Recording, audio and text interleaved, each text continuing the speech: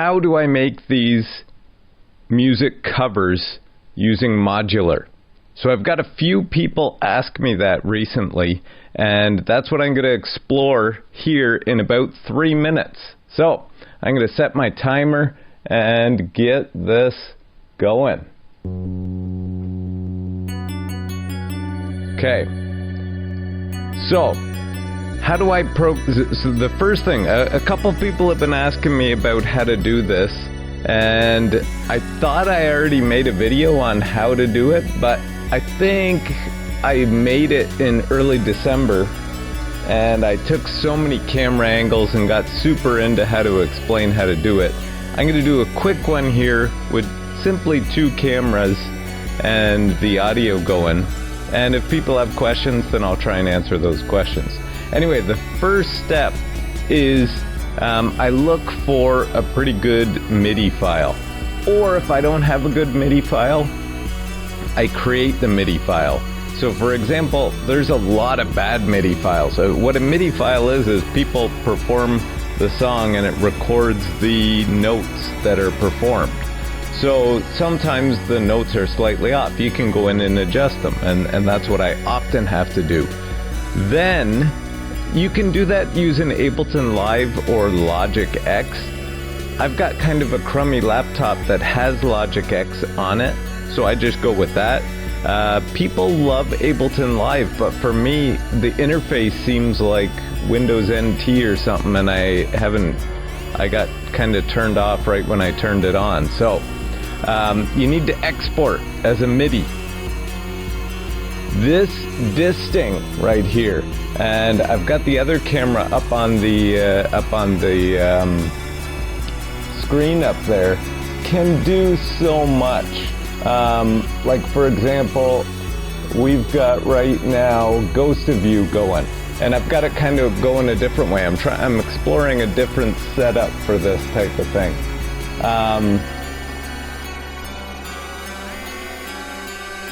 See, there's the odd, when I've explained this to someone before and they said MIDI, they said, oh, okay, that's not real music. I still consider it real music. There's so many tuning issues like that, because right now I'm not manipulating it, I'm just going with it.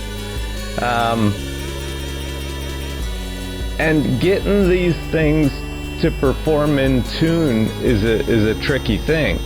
So what works really good is all the MIDI stuff. Now, I posed a question, I might have to double this one. I posed a question to Oz, who's the creator of the Disting EXs, all the Expert Sleepers modules, and he got back to me. So if I have the wherewithal in the editing stage, I'm going to hopefully get the drawing up that I showed him. When I had one Disting, I was able to wire some MIDI stuff together, but then once I got my second, I asked him if I was able to kind of daisy chain, I think you would call it them, so that the MIDI's going into the first one, into the second one, and then out 2 more things, which that is a key bit there. Okay, it looks like this one's going to be 6 minutes. Now, I'm going to get those wiring diagrams up. If you've got 2 Distings, it's huge to help out, because what it allows is whenever you run your, if we're picking Ghost of You, all we got to do is come over to play, turn that on to play, and it's going to send it to a bunch of my MIDI gear that I have wired all up behind the hood here. Now, what's super cool is this is hooked up to this ES5, where I found out that these bottom 4 end up being your drums. So what's kind of cool about that is you need to kind of sum down the drum tracks into 4 channels, and in Logic X, 5 is C1, so this would be C sharp, this would be D and D sharp right there, and then those are our drum tracks that we gotta go with. This is our pitch information. This is our gate information. And I don't know what it's doing right now because I don't have something running, but there's probably MIDI coming into it, which is doing something kind of weird there. So that is how I kind of have things going, and then I have it going out so you can have MIDI things playing. You can also have control voltage coming into modules that don't have MIDI. And what for me is the most fun part is assigning each instrument.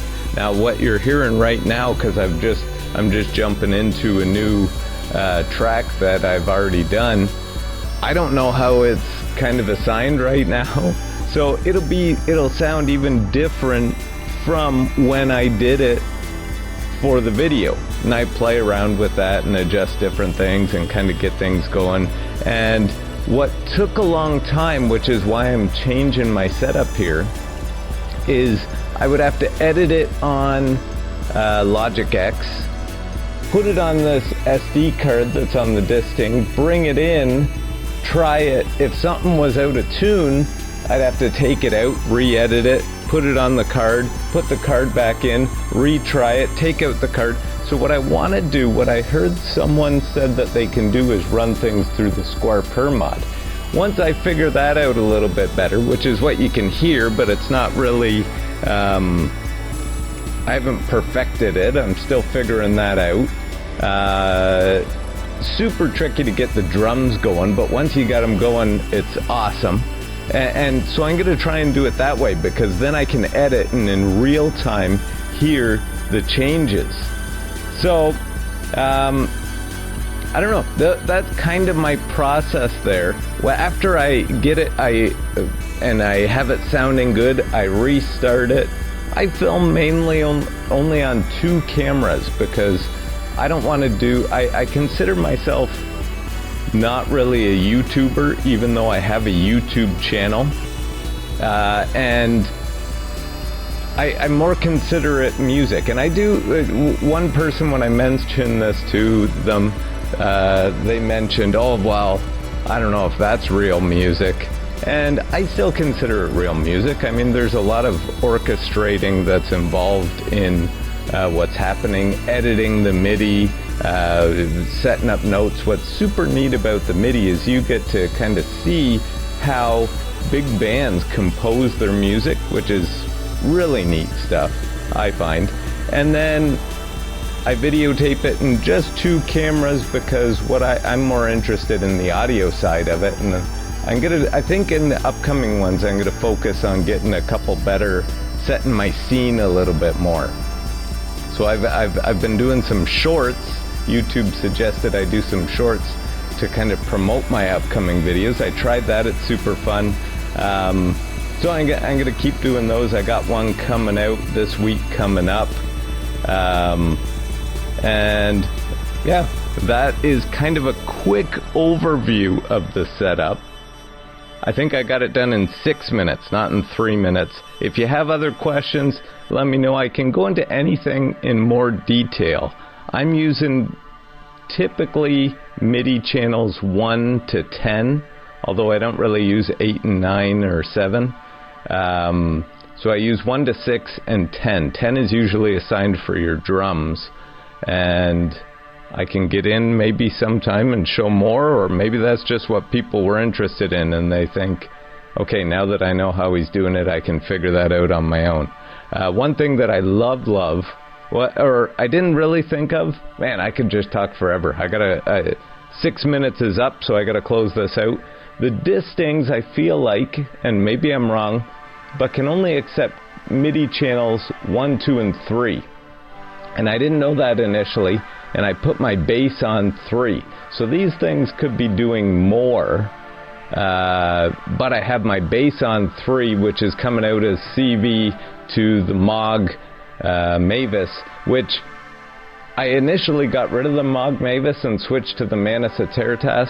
This thing with CV, it's unbelievable. It can just do so much. tuning with so many of these other things, like the Mavis, the chord, you heard some plats in there. I'm just trying using that as an oscillator instead of a drum piece, is so different. And tuning is crazy. In my Starla video, you probably saw me messing around with the frequency of chord.